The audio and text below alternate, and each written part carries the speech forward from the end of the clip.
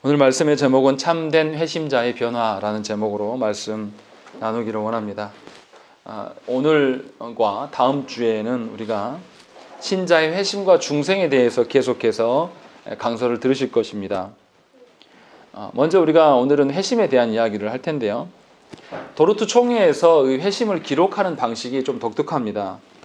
우리가 지금 쓰는 신학적인 방식과는 약간 다른 방편을 택하는데요. 우리는 중생과 회심을 분명히 구분해서 많이 이야기를 합니다. 그런데 도르트 총회에서는 중생과 회심을 번갈아 가면서 사용을 하고 있습니다. 오늘 11조에도 분명하게 참된 회심을 이야기하는 중간에 중생에 대한 언급을 하고 있어요. 그런데 현대 신학자들은 중생을 성령으로 말미암아 새로 태어난 그런 것으로 보고 새 생명이 처음 심겨진 것을 이제 중생으로 봅니다. 그리고 회심은 심겨진 그 중생의 씨앗이 자라나서 열매를 맺는, 드러나고 발현되는 어떤 그런 것으로 이제 설명해서 구분 지으려고 하는 의지가 있습니다. 그런데 도르트 총회에서는 우리 신앙 선배들이 회심과 그 중생에 대한 부분들을 함께 쓰고 있어요. 다시 말하면 중생과 회심이 명확히 구분되어질 수 없고 그것에 대해서 회심이 중생을 연속해서 이어주는 어떤 과정으로 보고 있다는 것이죠. 그러니까 효력 있는 부르심으로 말미암아 중생의 사건이 일어나는 것이고 중생의 사건이 일어난 자는 바로 회심자로서 이어지는 이런 방식으로 기록을 하고 있다는 점에서 좀 독특한 방식입니다. 그런데 사실은 우리가 이러한 방식을 이해하고 받을 수 있어야 됩니다. 가르칠 때는 중생과 회심을 구분짓고 분명히 그 의미가 무엇인가를 가르쳐야 되면서 동시에 중생과 회심의 사역은 성령의 사역이기 때문에 이게 구분을 지을 수 없다라는 것에 대해서 분명하게 이제 알려줘야 되는 것이죠. 그래서 신자 안에 일어나는 성령의 사역으로 말미암아 일어나는 것이 우리가 다 간파되어지는 것도 있고 그렇지 않은 부분도 분명히 있다라는 것을 분명히 우리가 여지로 남겨놔야 됩니다. 중요한 것은 오늘 말씀에서 참된 회심으로 인하여서 사람 안에 변화가 있다라는 것을 이야기를 하고 있다는 점이죠. 그럼 어떤 변화가 있느냐? 세 가지 변화를 이야기합니다. 제일 처음에 보시면 두 번째 줄, 하나님께서는 택자들에게 복음이 설교되고 성령에 의해 그들의 지성에 능력 있게 비추어져서 라고 하면서 사람의 생각, 이성, 지성의 변화가 있을 것이다 라는 것에 대한 언급을 먼저 하십니다. 그리고 나서 또 중간에 보시면 다친 마음을 여시고 굳어진 마음을 부드럽게 하시고 할례받지 못한 마음에 할례를 베푸신다 라고 하면서 마음의 변화를 이야기를 합니다. 마음의 변화는 곧 정서의 변화입니다. 내가 무엇을 더 좋아하고 무엇 하기를 원하는가 이런 마음의 정서의 변화들을 동반한다 라고 이야기를 하고 있고 마지막 세 번째로 마음에 대한 언급을 한 다음 문장 밑에서 네 번째 줄, 하나님께서는 죽어있던 의지를 살리시고 나쁜 의지를 선하게 만드시며 하기 싫어하는 의지를 기꺼이 하려는 마음으로 바꾸시고 완고한 의지를 순종하는 마음으로 만드십니다 라고 이야기하면서 사람 안에 의지를 불러서 일으켜 세우셔서 의지로 말미암아 행함이 드러나게 하시는 이 의지의 변화를 분명히 가져다 주신다라고 말씀하고 있다는 것이죠. 정리하면 이런 거죠. 참된 회심자, 성령께서 역사하셔서 그에게 일어난 변화가 있는데 그 변화는 세 가지 양상으로 드러난다. 지, 정, 의로서의 변화가 분명하게 있다는 것이죠. 지적인 변화는 곧 생각의 변화를 말하는 것입니다. 우리가 먼저 지적인 변화를 한번 살펴보면 지적인 변화가 어떻게 일어나는 것이냐라고 이제 생각할 수 있습니다. 지적인 변화라는 것이 어떤 우리가 부흥 강사한테 들었던 전에 중국말 한마디도 못했는데 기도하고 나니까 성령께서 역사하셔서 갑자기 중국말이 다 하게 됐다. 이런 지적인 변화를 말하는 것이 아닙니다. 회심과 관련한 지적인 변화를 이야기를 하고 있는 거죠. 죄인에게 하나님께서 강서를 통해서 설교를 통해서 또는 성경을 통해서 하나님의 말씀을 하나님께서는 계시하십니다.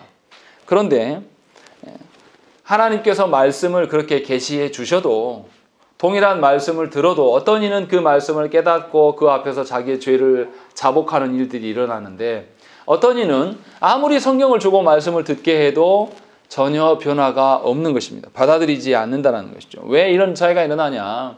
성령의 역사하심이 있고 없고의 차이다라고 분명하게 말씀하고 있는 것이죠.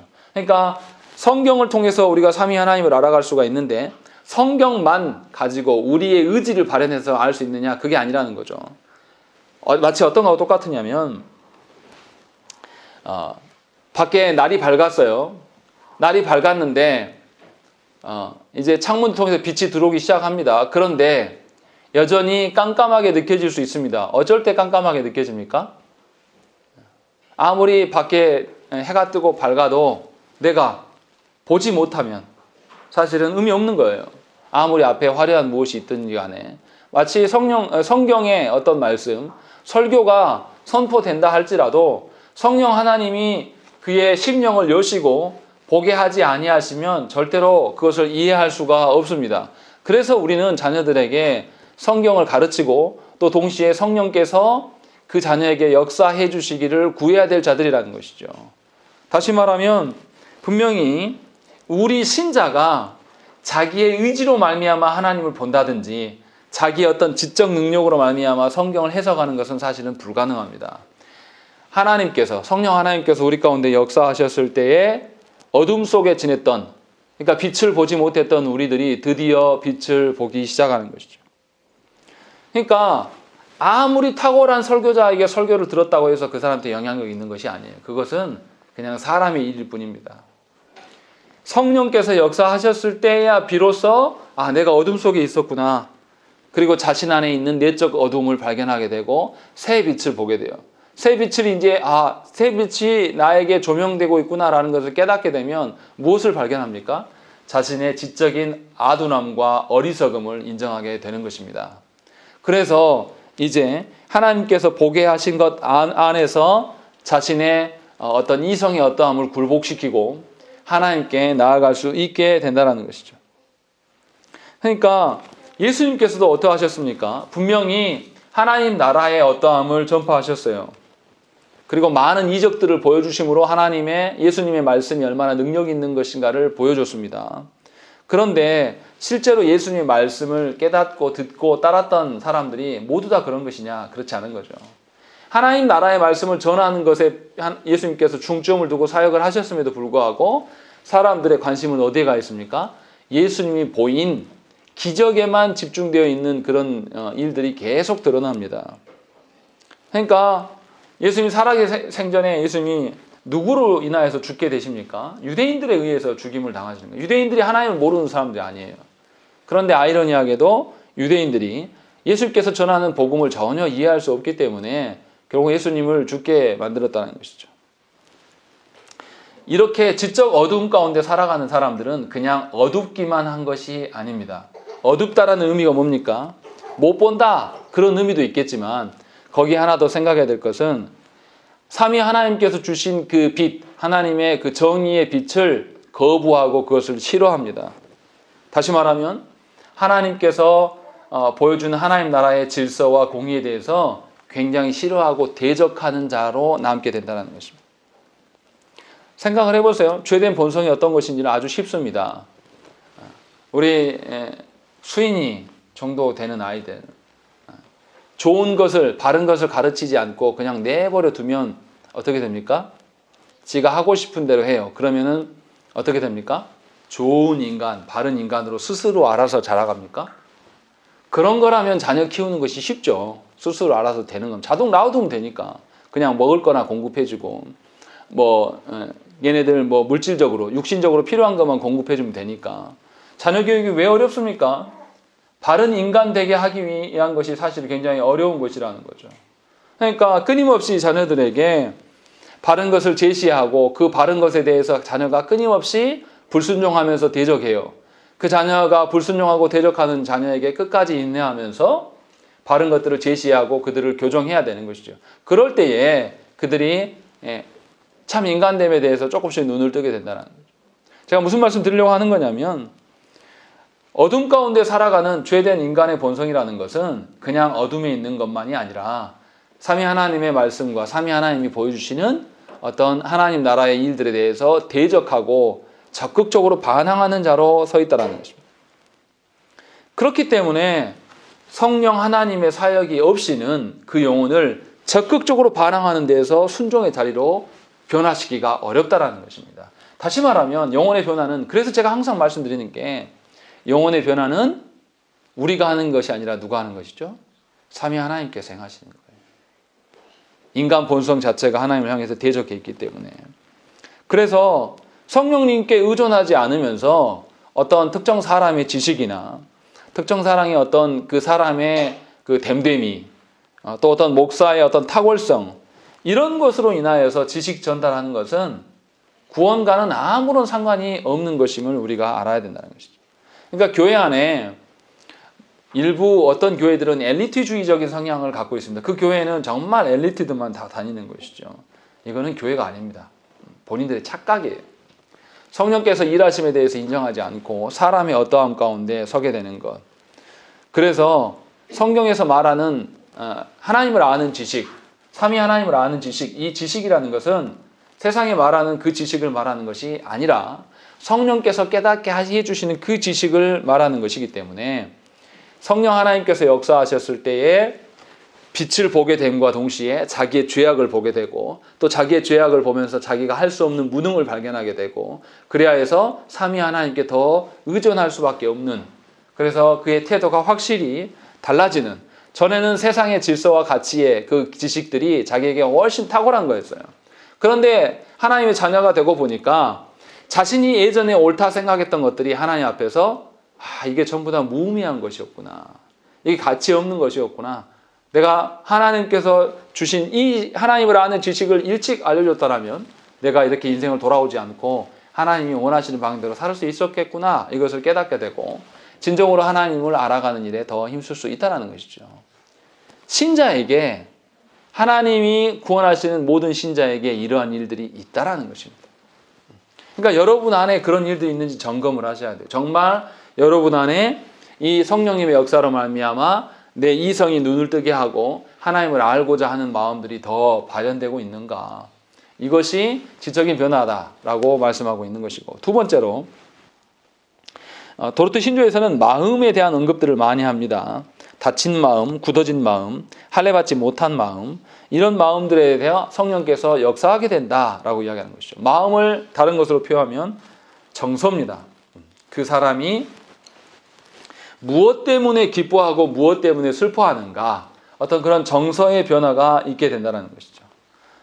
중요한 것은 이겁니다. 갑자기 정서의 변화가 일어나는 이런 것을 말하지 않아요. 신비적인 은사 집회하는 데 가보면 하나님에 대해서 하나님 어떤 분이시다 라는 것을 그에게 깨닫게 하지 않으셨는데, 분위기에 취해서 정서적으로 울고 소리 지르고 이런 것이 하나님의 역사라고 말하는 분들이 참 많습니다. 교회 안에도 많아요. 그런 정서를 말함이 아니에요. 분명히 순서가 중요해요. 하나님을 우리 안에, 하나님께서, 성령께서 역사하셔서 성경을 깨닫게 하시고 하나님 누구신가를 우리에게 보여주실 때에 우리 지적인 것들이 열리게 되고, 지적인 어떤 그런 것들이 열린 자가 드디어 하나님을 아는 지식으로 말미암아 자기 존재를 발견하게 되고, 자기 존재의 누추함, 자기 존재의 가치 없음을 깨달은 자가 드디어 그 정서가 하나님께 향해 있고 하나님으로 말미암아 기뻐하고 즐거워하는 것들을 소망하게 된다는 거죠. 순서적으로 그렇다는 것이죠. 그렇기 때문에 하나님을 알지 못하는데 내 안에 어떤 정서가 일어나는 것이 성령 하나님의 일하심의 그 은혜일 수도 있으나, 반대로 하나님을 알아가는 일들에 더 힘써지는 그 알고자 하는 내 마음이 있는지도 우리가 살펴야 된다는 것이죠. 그러니까 이 정서의 변화는 어떤 감각적인 것만을 이야기하는 것이 아니라 내가 정말 기뻐하고 내 마음 중심이 무엇이 있는가, 이것을 반영하는 것입니다. 그런데 하나님이 역사하시지 않는 일반적인 사람들, 우리가 일반적인 사람들을 자연인이라고 이야기하는데, 자연인의 정서는 어떻습니까? 무엇 하기를 좋아합니까? 우리가 예수 믿기 전에 한번 생각을 해보세요. 우리가 뭐에 반응합니까? 내 정서가? 그 시대의 유행의 흐름에 반응하는 것이죠. 남들이 요즘에 어떤 옷이 유행한다, 이제 또 계절이 바뀌고 있잖아요. 뭐 패션에 앞서가는 사람은 벌써 겨울옷 입는다는데 그런 것들에 반응하기를 좋아해요. 우리 정서가 그랬다라는 거죠. 시대의 유행이나 흐름, 또 감각적인 일들. 내가 옛날에 생각했던 사랑은 막 로맨스, 막 뭐죠? 도깨비? 아니, 드라마를 안 봐가지고 모르겠습니다. 막 그렇게 거기에 나오는 멋진 뭐 키 크고 잘생긴 훈남에 와서 내 손을 막 잡아주고 드라마가 자기가 주인공이 되는 거죠. 그래서 남편을 던져놓고 있지도 않는 가상의 세계에 빠져서 그런 감각적인 정서가 자연인의 정서입니다. 그래서 그런 시기에 민감해지면 어떻습니까? 이제 아무나 못 만나요. 왜 요즘 젊은 사람들이 결혼 못 합니까?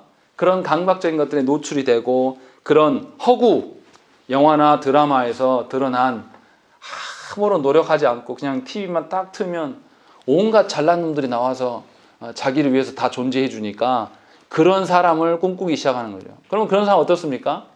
사람을 진득하니 이렇게 만나보지를 못해요. 젊은이들한테 제가 항상 부탁하는 게 뭐냐면 누구를 소개받으면 최소한 5번 만나라. 사람을 알아가는 데 있어서 공부한다 셈치고 최소한 5번 만나야지 너를 위한 것이다 라고 말해도 알아듣지를 못합니다. 딱 처음에 가서 한번 만났을 때 어때야 됩니까? 감각적으로 삘이 딱 와야 돼요. 그래야지 좋아 이렇게 되는 거죠. 그 사람의 실체가 어쩐지 상관없는 거죠.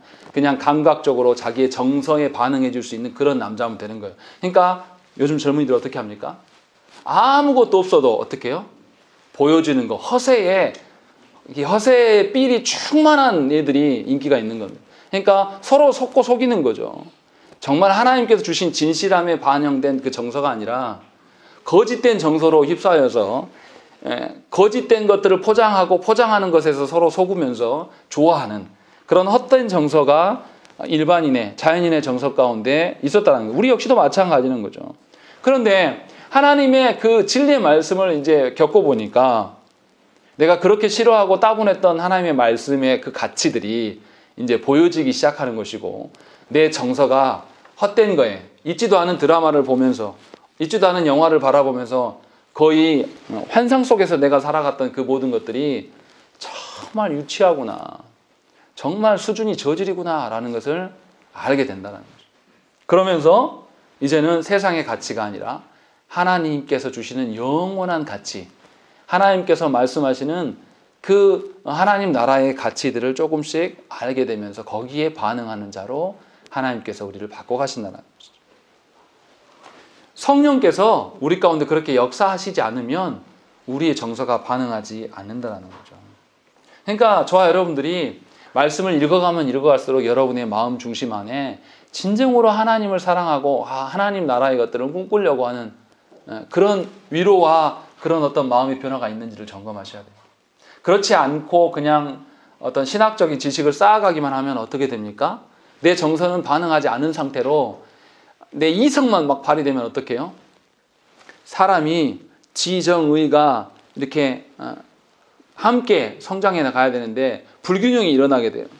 그러면 어떻습니까? 분명히 아는 것은 많아지는데 내 정서는 항상 어떻게 해요? 감사가 없고 짜증스럽고 민감한 예민한 사람이 되는 거예요. 까탈스러운 인간. 그러나 성령 하나님께서는 분명히 역사하실 때에 지적인 부분과 함께 정서적인 부분도 어루만지시면서 우리 가운데 변화됨을 주신다는 것이죠. 그러니까 우리가 분명히 알아야 돼요.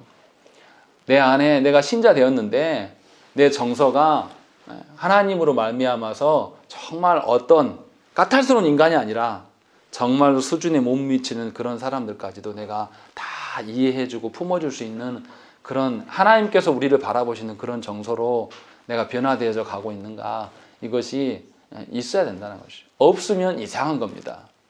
참다운 회심을 경험한 자에게 한 번에 되어진다는 것은 절대 아닙니다. 어렵죠. 목사님, 저도 사실은 저희 아내랑 있을 때마다 항상 오전에 설교한 대로 제 자신을 내어드리고 아내에게 모든 권세를, 이렇지 않아요, 저도. 그러나 뭐는 있냐면 깨닫는 거죠. 문득문득 옛 습관대로 했다가 아내가 힘겨워하는 것을 보면서 나는 말씀과 내가 이렇게 하면 안 되는구나 라고 하면서 깨닫고 아내에게 100% 할 수는 없으나 하나님께 이제 구하는 거죠. 하나님, 정말 성령의 역사하심으로 말미암아서 하나님 주시는 정서가 저 여인에게 있기를 바라고 소망하는 그런 방식으로 내가 조금씩 달라지는 것이죠. 이런 변화를 하나님께서 주신다는 것이죠. 그러니까 하나님의 말씀을 통해서 내가 알게 되면 내가 하나님 앞에 이전에 살았던 것이 얼마나 죄악이었고 슬픈 일인가, 하나님을 대적하며 살았던 것이 얼마나 정말로 유치하기 짝이 없었던 일이었는가를 내 정서가 반응하면서 안다라는 것입니다. 근데 여기서 이제 조심해야 될 게 있어요. 말장난처럼 들리실 수 있습니다. 잘 들으십시오. 진리에서 나온 사랑하고 진리에 대한 사랑, 다시요. 진리에서 나온 사랑과 진리에 대한 사랑 같은 것입니까? 다른 것입니까? 달리 말하면 진리로부터 나온 사랑과 진리를 사랑함 같은 것입니까? 다른 것입니까? 다른 것입니다. 같은 것이 아니에요. 무슨 말이냐면 좀 진리라고 해서 그런가요? 그러면 이렇게 말씀에서 나온 사랑과 지적 능력을 사랑함 이렇게 하면 더 비유가 쉽겠죠. 무슨 말씀이냐면 우리가 말씀을 배워가고 어떤 말씀의 퀄리티를 따지는 것과 그렇게 배워가면서 거기로부터 출발한 정서의 변화로 인하여서 드러난 사랑과는 다른 거예요. 더 쉽게 이야기하면 말씀을 배워가면 배워갈수록 나에게 기준이 세워져 가고 무엇이 있어요. 그런데 이 기준으로 누구를 사랑할 수 있으면 하나님이 역사하심 감사한 일이지만 기준만 있고 내 안에 사랑이 없는 것은 생각해 봐야 될 문제예요. 성령께서 역사하심의 측면이 아니라 자신이 그냥 지적인 추구를 원하는 거죠. 지적인 그 어떤 것들이 내 안에 누적됨으로 인해서 만족해지는 거예요. 이것을 지적 유희라고 이야기합니다. 교회 안에 일부 성도들 또 일부 목사들 중에 드러나는 것이 이런 형태가 있습니다. 설교를 굉장히 탁월하게 하기를 원합니다. 저도 그런 욕망이 있어요. 늘 그것을 벗어 던지고 싶어요. 그래서 하나님께 늘 기도합니다. 설교 준비할 때마다 이 본문에 이런 내용이 있었구나. 이것을 뽑아내는 나는 도대체 얼마나 탁월한 설교자인가. 이런 착각 속에서 그렇게 되고 싶은 마음에서 설교 준비를 할 때가 있다는 거죠. 그런데 그런 것을 하나님 원하시는 것이 아니라 이 말씀이 성도들의 목양에 합당한 것인가, 우리 청중에 맞는 것인가가 더 중요한 것이지, 그게 아니고 지적 유의에 사로잡혀서 지적인 노름하는 것은 어떠한 영혼들에게도 하나님의 사랑을 전달할 수가 없는 거예요. 어떠한 영혼들에게도 하나님의 정서를 전달할 수가 없게 되는 것이기 때문에 저와 여러분들이 분명하게 하나님이 주신 진리로부터 나온 사랑이 있는 것인가, 이게 중요한 것이지, 내가 그 지적인 어떠한 것에 빠져서 그것을 채우는 것이 내 신앙생활이라고 생각하는 것은 곤란한 일입니다. 그래서 성경 공부하는 집사님들한테 제가 항상 말씀드리잖아요. 성경 공부를 하는데 할수록 기쁨과 감사가 드러나지 않고 내 어떤 내 의지가 꺾이면서 그런 일들이 일어나지 않으면 성경 공부 하지 마시라고요. 왜냐하면 이 거짓된 기준들로 말미암아서 본인만 힘든 게 아니에요. 기준이 높아지면 누구도 힘들게 합니까? 나를 둘러싼 모든 사람들에게 학대하는 겁니다. 제가 전도사 때 그래 봐서 알아요. 설교를 하고 나면 항상 들려오는 소리는 뭡니까? 전사님 설교 너무 어려워서 힘들어요. 그리고 청년들하고 오후 때 이제 목사님께 말씀드려가지고 오후 예배 때 청년들은 안 들어가고 교리 공부를 시켰단 말이에요. 이 청년들이 죽어 나자빠지는 거예요. 이게 그때 딱 35분 같이 찬양하고 이렇게 이제 성경 공부, 예배로 아니고 그냥 성경 공부를 했는데 애들이 너무 힘들어요. 왜 그랬겠습니까? 저도 쳐보고 걔네들도 교리에 대해서 아무것도 몰라요. 근데 얘네들의 수준에 맞게 얘네들이 필요가 뭔가를 봐가면서 하는 것이 아니라 뭐만 한 거죠? 저 혼자 지적 유의에 빠져가지고 니네 이거 모르지? 나는 알아. 나는 그래서 탁월한 전도사야 라고 이야기하면서 막 했던 거죠. 그러니까 애들이 그것도 2시에 했어요. 2시에 밥 먹고 나서 얼마나 잠오겠습니까? 모르는 소리만 막 혼자 칠판에 적으면서 막 해대니까 죽는 거죠. 분명히 우리가 알아야 될 것이 뭐냐면, 그래서 신자에게 성령께서 역사하셔서 정서적인 변화가 분명히 있는 것을 점검하셔야 한다는 것이죠. 복음대로 살고자 하는 그런 마음, 하나님께서 기뻐하시는 것이 곧 나의 기쁨이 되리라 라는 그런 어떠한 마음들, 그래서 내가 왕이 아니라 삼위 하나님께서 왕 되심을 기뻐하고 나는 하나님 앞에서 종된 자로서 서는 이러한 정서적인 변화가 내 안에 드러나기를 우리가 하나님께 늘 구해야 된다는 것이죠. 신자가 이것을 잃어버린다든지 신자 안에 지적인 변화와 정서적인 변화의 어떤 불균형이 일어났을 때에 얼마나 큰 문제가 일어나는지를 우리가 이제 살펴야 된다는 것이죠. 이건 있을 수 있어요. 회심하지 않은 사람도 뭔가 감동적인 일을 당하면 어떻게 됩니까? 잠깐 반응해요. 그러니까 여러분들 신앙생활 해나가면서 잠깐 반응하는 거 있어요. 간헐적으로. 냄비처럼 잠깐 끓었다가 식어버리는. 그러잖아요. 우리 지금 다인이만한 나이 때 수련회 한번 보이면 수련회 능력이 있습니다. 분명히 있어요. 수련회 2박 3일 갔다 오면 어떻습니까? 이 수련회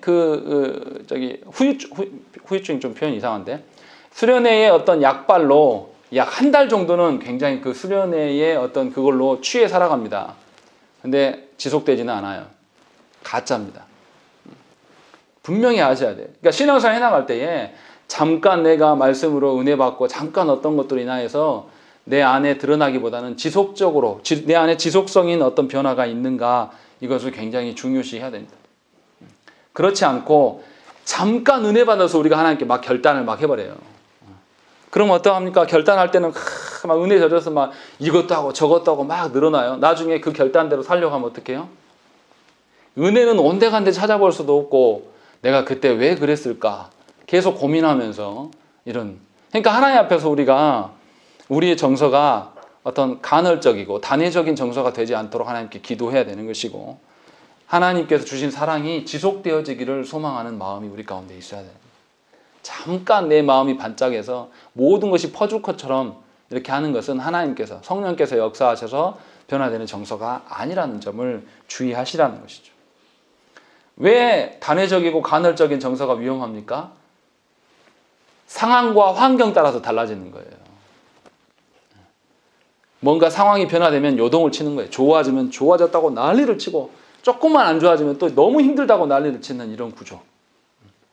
그래서 저는 목회에 가면서 항상 고민스러운 게 뭐냐면 교회 안에 예배 순서를 맡기고 뭔가를 세울 때는 지속성이 없는 사람은 시키지 않으려고 늘 고민하고 있습니다. 실력 별로 중요하지 않아요. 반주를 시켰는데요. 제가 부목사 때 그 교회 안에 성가대 반주도 있고 오르겐 반주도 있고 또 그 악기들이 있었어요. 첼로 뭐 이렇게 다 있었어요. 있으면 뭐 합니까? 자기 상황에 따라서 나왔다 안 나왔다 이래요. 그럼 어떡하겠습니까? 예배가 다 반주가 있었을 때에 맞춰서 성가대도 준비하고 다 했는데 뭔 일 생겨가지고 막 안 나와버려요. 그리고 뭔 일 생겨가지고 막 5분 전에 와. 예배 5분 전에 이미 찬양을 시작했는데 그런 사람 못 세웁니다. 하나님 그런 사람 용인하지도 않으신다는 거예요. 우리가 잘 기억을 해야 돼요. 그러니까 교회 안에서 뭔가 하나님께 헌신하는 것은 지속성을 띌 수 있는 늘 그 자리에 있어야 될 그런 것이에요. 그런 것이 내 안에 준비되지 않은 사람들은 임명할 수가 없는 것입니다. 특히 반주 같은 것들 또 뭐 예배의 순서를 맡은 부분들에 대해서는 우리가 잘 그런 점을 생각을 해야 한다는 것이죠. 자, 그리고 성령께서 역사하셨을 때 우리의 의지를 변화시키십니다. 분명히 아까 순서가 중요하다고 했습니다. 우리의 지적인 변화가 열려져서 어둠 가운데 있었던 우리들이 하나님 나라의 빛을 보게 되고 이제 신자의 마음의 변화가 생깁니다. 정서의 변화가 시작돼요. 그러니까 하나님을 바로 알게 되고 하나님 앞에서 나의 존재가 어떠한 것을 깨달은 자는 이제 자신의 능력이 아니라 하나님의 능력에 기인할 수 있는 것이고 하나님의 능력에 기인한 자들은 하나님께서 주신 것들로 마음이 충만해지는 거예요. 그러면 이제 이 사람이 뭘 하고 싶은 것이죠? 하나님의 영광, 주의 말씀대로 살아가는 것이 내 삶에 드러나기를 소망한다는 거죠. 이것이 바로 의지의 변화입니다. 전에는 하나님의 영광과 하나님께서 주신 것들대로 살지 못하였으나 이제 성령께서 역사하심으로 말미암아서 내가 주의 일을 하고 싶다. 전에는 한 번도 생각해보지 않았던 하나님 나라 되는 것을 소망함이 내가 동참하고 싶다 이런 마음이 드는 것이죠. 그러니까 제가 스스로 전에도 말씀드렸는데 힘들고 외롭고 괴로울 때 무슨 생각을 하냐면 하나님께서 이루실 그 나라를 생각하는 거예요. 제가 전에도 말씀드렸는데 문중경 전사님 동네에 가면 면사무소에서 뭔가 면 행사를 하려면 어디다 전화한다고요? 교회에다 전화를 합니다. 교회에 그날 무슨 행사가 없습니까? 왜냐하면 면 소재지에 있는 면민들 95% 이상이 다 교인이에요. 그러니까 교회와 면이 협의해요. 뭔가를 하려면. 왜냐하면 교회 행사가 겹치면 안 되니까. 무조건 파장이니까. 얼마나 그러면 아름답겠습니까? 주일날 마을이 텅 비어요. 텅 비고 다 어디가 있는 것이죠? 예배당에 나와서 한 명도 예수 안 믿는 사람이 없이 전부 다 예수 믿는 질서로 통용되는 그런 마을, 그런 거를 꿈꿔요. 정말 아름답겠다. 예배 드리는데 우리는 지금 종 못 치잖아요. 옛날 우리 저 시골 때 그 아름다운 추억이 있어요. 예배 30분 전에 그 큰 종 있었어요. 종탑에. 이거 잡아당기면은 힘듭니다. 커가지고 땡그랑 땡그랑 울리면 그 시끄럽다고 말하는 사람 한 명도 없었어요. 물론 그게 뭐 이제 신비적으로 들리실 수도 있으나 그런 뜻으로 말씀드린 거 아니고요. 그러면 온 동네가 딱 그 시간에 맞춰서 다 교회로 올라오는 그 상상을 한번 해보세요. 얼마나 하나님께서 기뻐하시고 아름답겠습니까? 우리 자녀들에게 불신자의 모습을 보여줄 필요가 없잖아요. 그런 일들을 상상하면서 위로를 받아요. 하나님 나라는 그렇게 되겠구나. 내가 그 나라의 일원이 되었구나. 그리고 그 나라를 소망하면서 지금 있는 현실에서 좀 고통스럽지만 잘 견디자. 그 나라는 곧 온다. 이렇게 위로하면서 내가 그 나라에 동참되어지는 것을 기뻐하는 그런 일들이 이제 생겨난다는 것이죠. 그러니까 하나님 앞에서 성령께서 역사하셔서 우리의 지적인 것을 열고 우리의 감성의 변화를 주시고 그래서 의지가 발현된 자들은 의무감으로 하나님의 일들을 행하지 않아요. 감사함으로 즐거움으로 그 일을 행하는 것이죠. 누가 시켜서 하는 것이 아니라 교회의 일이라는 것은 누가 시켜서 하는 것이 아니에요. 자기가 면밀히 살폈다가 뭔가 필요한 게 있구나라고 하면 말없이 와서 하고 가는 그런 방식인 거예요. 헌금도 사실은 바꾸고 싶은데 헌금 봉투를 안 만드는 게 사실은 아름다운 모습입니다. 헌금은 의무적으로 하는 게 아니에요. 저 헌금 봉투 요란한 거 보세요. 왜 헌금에다가 봉투 색칠하고 하는, 하나님 좋아해서 색칠하고 막 건축공구 무슨 봉투 막 이렇게 만듭니까? 뭐 하려고 하는 거죠? 돈 더 거두려고 하는 거잖아요. 여러 가지 헌금 만드는 거예요. 그게 아니고 정말로 하나님께서 원하시는 그 하나님 나라를 위하여서 내가 가진 것을 정말 진심으로 드리고 싶다. 하안으로, 밑으로도 제한이 없어야 되고 상향으로도 제한도 없는 정말 감사함으로 드릴 수 있는 어떤 그런 구조가 우리 가운데 생겨나가야 되는 것이죠. 이러한 하나님께서 이러한 변화들, 이런 우리의 의지의 변화를 하나님이 불러일으켜 주신다는 것이죠. 그래서 교회는 자발적으로 감사함으로 모든 일을 행할 수 있는 구조가 되어야 된다는 거죠. 자꾸만 어떤 기준점을 만들어 놓고 그 기준점이 부합하는지 못하는지 이런 식으로 논하기 시작하면 사실 의무에 사로잡히는 것이고 그것은 성령께서 역사하셔서 우리를 변화시키는 것이 사실은 아니라는 것입니다. 그러니까 우리도 이제 우리 교회가 더 성숙하고 이제 헌금에 대한 것들에 대한 자리 잡히면 꼭 저렇게 하지 않아도 되죠. 이제 자유롭게 하셔도 상관이 없어야 되는 것이죠. 기쁨으로 이제 할 수 있어야 되는 것이죠. 뭐 헌금을 하나 일례로 들었는데 다른 부분도 마찬가지입니다. 우리가 그래서 이런 일들이 이런 말들이 교회에서 나오면 안 돼요. 나 좀 뭐 시켜주세요. 라는가. 모르면 그럴 수 있습니다. 초신자들은. 그러나 좀 더 하나님 나라 일들을 알고 하면 이제 찾아서 하게 되고 그 찾아서 하는 것에 대해서 협의하고 꼭 내가 하고 싶었는데 다른 사람이 나보다 더 신앙이 약한 연륜이 없는 사람이 하고 싶어하면 그 자리를 흔쾌히 내줄 수 있는 어떤 이러한 의지의 변화가 우리 가운데 하나님께서 주신다는 것이죠. 그러한 것들을 저와 여러분들이 소망해야 되고 그것이 참된 회심자에게 드러나는 변화라고 도르트 신조는 우리한테 말씀하고 있다는 것입니다. 그렇기 때문에 참된 신앙 생활을 해나가는 참된 회심을 경험하는 자는 그의 생각과 마음과 의지에 놀라운 변화가 있다는 것입니다. 온전히 하나님으로 말미암아 기뻐하는 또 하나님을 알고 싶어하는 마음 또 하나님의 말씀이 실현되기를 소망하면서 기꺼이 내가 헌신하고 순종할 수 있는 그러한 변화들이 우리 가운데 드러난다는 것이죠. 그러나 여기서 조심해야 될 것이 있습니다. 이러한 변화들이 모두 다 똑같이 획일적으로 일어나느냐? 절대 그렇지 않습니다. 그 사람의 특성과 어떤 기질이나 성품에 따라서 정도의 차이가 있고 영역의 차이가 다 있는 거예요. 그것을 용인하지 않으면 또 기계적으로 되는 거예요. 그러니까 우리가 분명하게 하나님께서 우리 각자를 변화시키는 성령께서 역사하심의 의미가 뭔지를 생각해야 되는데 성령께서 역사하심은 귀신 들림이 아니에요.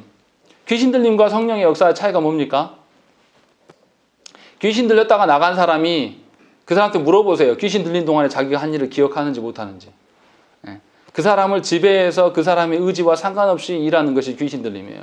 성령 역사는 그런 게 아니라 그 사람이 스스로 하나님 앞에 고백하고 인정하며 성령 하나님의 일하심 가운데 수긍할 수 있는 이런 방식으로 하나님께서 일하신다는 거죠. 그래서 성령께서 역사하실 때 우리의 의지를 변화시킨다 이렇게 말씀하시는 거예요. 그래서 분명히 우리가 알아야 될 게 뭐냐면 하나님께서 참된 회심자에게 변화를 주시는데 그 변화가 일순간에 한 번에 완전 성화를 말하는 것이 절대 아니고 점진적인 변화를 꿈꾸시고 이뤄가시는 하나님이시기 때문에 신자된 우리는 우리의 변화됨을 늘 점검하면서 하나님 앞에 서야 된다는 것이죠. 성경에서 말씀하시는 그 변화됨이 우리 안에 드러나고 있는지 늘 점검하면서 그것대로 살기를 원하는 것, 그걸 점검하는 것이 목양이고 또 이러한 변화들로 인하여서 우리 안에 분명하게 열매가 드러나 보여주신다는 것이죠. 그러나 그 열매는 우리의 능력이 아니라 삼위 하나님의 일하심의 결과물임을 분명히 알아야 되는 거예요. 성령께서 나를 변화시켰기 때문에 내 안에 어떤 행위들이 있고 어떤 열매들이 드러나는 것이지 결코 우리의 공로가 아님을 기억해야 되는 것입니다. 그러니까 성령으로 말미암아서 변화된 신자는 하나님 앞에 늘 겸손할 수밖에 없어요. 생각을 해보세요. 이런 거는 없는 거라는 거죠. 조영기 목사를 샘플로 들면 이런 겁니다. 조영기 목사가 젊었을 때 그렇게 하나님께 기도 열심히 하고 뭐든지 하나님께 물었다고 그래요. 그런데 왜 늙어서는 이게 바뀌어버립니까?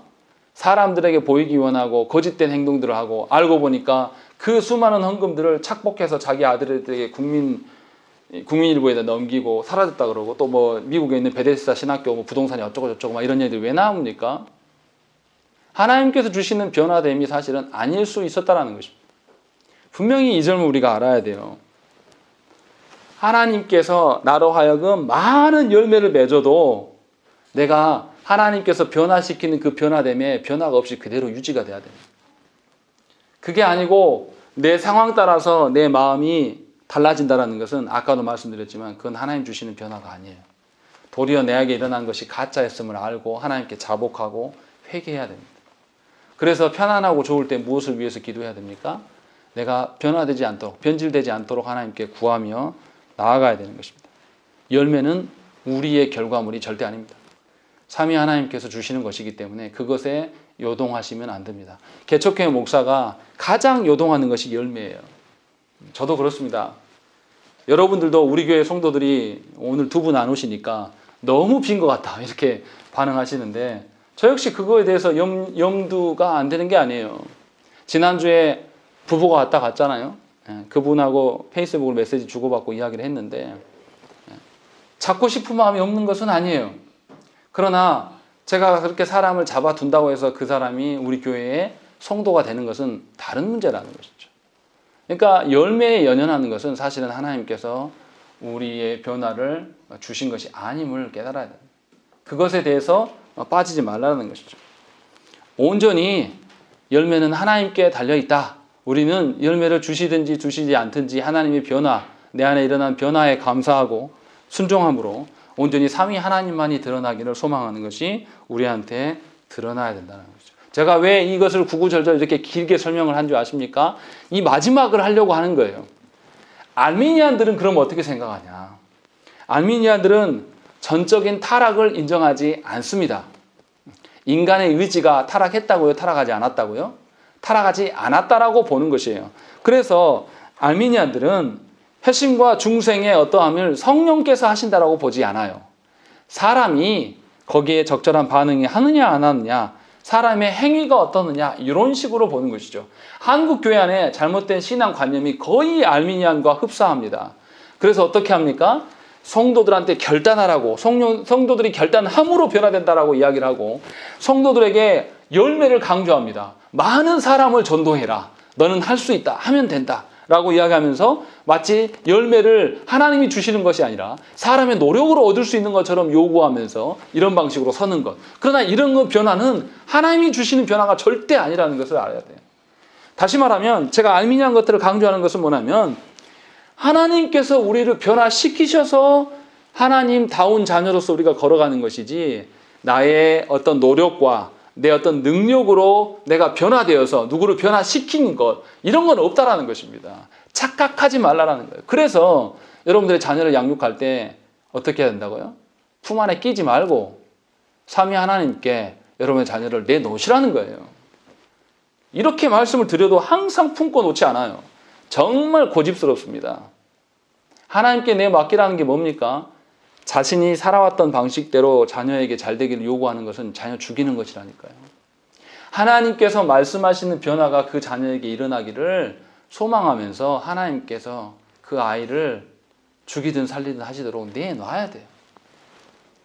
이것이 우리 가운데 있어야 될 신앙의 형태. 안 그러면 알미니안적인 어떤 방식으로 사는 거예요. 자기가 할 수 있다. 자기 능력으로 한다. 그래 놓고 열매를 하나 얻으면 어떻습니까? 이 사람 내가 될 것 같다고. 얼마나 사람들 앞에 자기 열매라고 자랑합니까? 그러니까 어떻게 해요? 아무리 목사라고 해도 30년, 40년 교회 개척하면서 떠나면서 하나님께서 딱 거기까지 그만 사역해라. 그럼 우리는 어떻게 해야 됩니까? 지금까지 돌봐주신 감사합니다 하고 성도들한테 즐겁게 떠나보내면서 기쁘게 내려올 수 있어야 돼요. 근데 못 내려오는 거예요.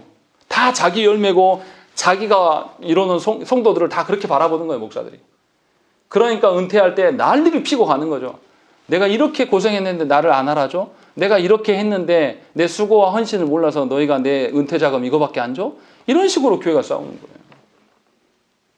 알미니안적인 신앙생활을 하는 것이 얼마나 무서운 것인가를 우리 현실에서 계속 보고 있습니다, 저와 여러분. 그러니까 우리가 평안할 때에 하나님이 주시는 나의 변화가 무엇인지를 잘 살펴야 되는 거예요. 그리고 하나님께서 나에게 열매를 혹 주시더라도 그 열매가 내 능력으로 행한 것이 아님을 인정할 수 있어야 되는 것입니다. 그래서 우리가 낮아질 때 괴로워하는 것이 아니라 하나님의 뜻대로 되어짐으로 기뻐하고, 또 높아졌을 때 내가 열매 많음으로 인해서 자만하는 것이 아니라 하나님의 열매 주심에 대해서 도리어 감격하는, 그리고 겸손의 자세를 취할 수 있도록 하나님께 구해야 되는 것입니다. 그것의 시작이 성령 하나님께서 나를 변화시킴이라는 것입니다. 그러니까 저와 여러분들이 성령께서 나를 지배하시고 나를 변화시키기 위하여서 늘 구하셔야 되는 것이에요. 그러한 일들로 한 주간 살아가면서 하나님 앞에서 우리 자신을 점검하며 살피는 주간 되시기를 간절히 축원합니다. 함께 기도하겠습니다.